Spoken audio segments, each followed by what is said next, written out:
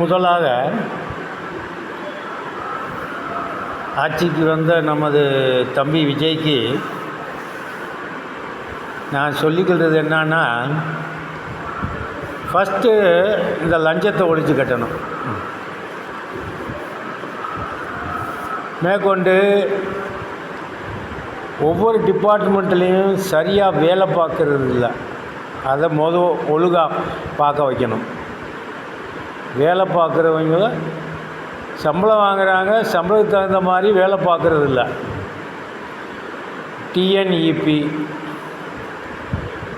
பதிவுத்துறை, வருவாய்த்துறை, போலீஸ் துறை,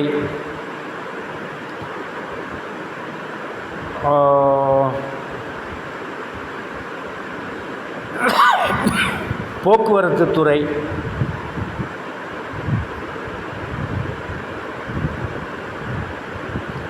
இப்படி நிறையா ஊழல் துறை இருக்குது. இந்த ஊழல் துறையை முதல்ல சரி பண்ணுங்க ப்ளீஸ். ஊழல் துறையை முதல்ல கட்டுப்பாட்டுக்குள்ளே கொண்டு வாங்க. இவங்க டைமில் வரணும், வாங்குகிற சம்பளத்துக்கு ஒழுங்காக வேலை பார்க்கணும், அது போதும். மக்களிடத்தில் லஞ்சம் ஒரு பைசா கூட வாங்கக்கூடாது.